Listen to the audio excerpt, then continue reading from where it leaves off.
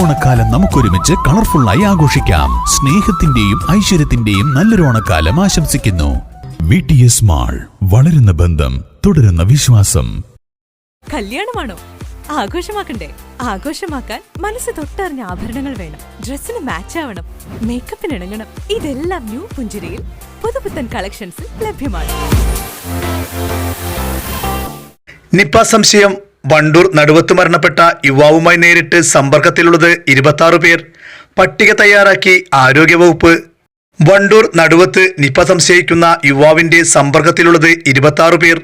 ഇവരുടെ പട്ടിക ആരോഗ്യവകുപ്പ് തയ്യാറാക്കി. തിരുവാലി പഞ്ചായത്തിൽ ജനപ്രതിനിധികളും ആരോഗ്യവകുപ്പ് ഉദ്യോഗസ്ഥരും യോഗം ചേർന്നു. പ്രതിരോധ പ്രവർത്തനങ്ങളും നിയന്ത്രണങ്ങളുമാണ് യോഗത്തിൽ ചർച്ച ചെയ്തത്. അതേസമയം നിപ ഔദ്യോഗികമായി സ്ഥിരീകരിച്ചാൽ തുടർ നടപടികളിലേക്ക് ജില്ലാ ഭരണകൂടം കടക്കും.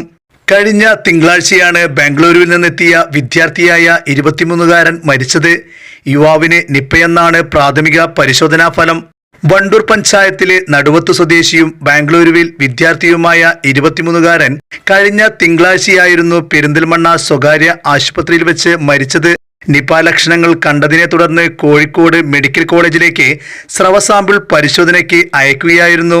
കോഴിക്കോട്ട് നടത്തിയ പരിശോധനയിലാണ് നിപ പോസിറ്റീവ് എന്ന ഫലം വന്നത്. സ്ഥിരീകരണത്തിനായി പൂനെ NIVയിലേക്ക് സാമ്പിൾ അയച്ചിട്ടുണ്ട്.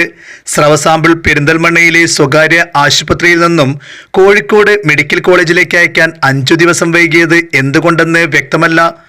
ഓഗസ്റ്റ് 23-നായിരുന്നു ബാംഗ്ലൂരിൽ നിന്ന് യുവാവ് നാട്ടിലെത്തിയത്. ബാംഗ്ലൂരിൽ വെച്ച് കാലിനുണ്ടായ പരിക്കിന് ആയുർവേദ ചികിത്സയ്ക്കായിരുന്നു നാട്ടിലെത്തിയത്. ഇതിനിടെയാണ് ഇയാൾക്ക് പനി ബാധിച്ചത്.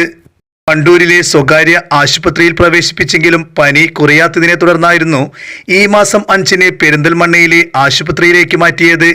ഇവിടെ ചികിത്സയിലിരിക്കെയാണ് മരണം. News bureau, Wandoor. സ്ത്രീ സൗന്ദര്യത്തിന്റെ മാറ്റുകൂട്ടുവാൻ Amaze Beauty and Care, Manjeri road, Pandikkad. വിദഗ്ധ ബ്യൂട്ടീഷ്യന്മാരുടെ നേതൃത്വത്തിൽ മികവാർന്ന സേവനം. Amaze Beauty and Care, TH complex, VTS മാളിന് സമീപം, മഞ്ചേരി റോഡ്, പാണ്ടിക്കാട്.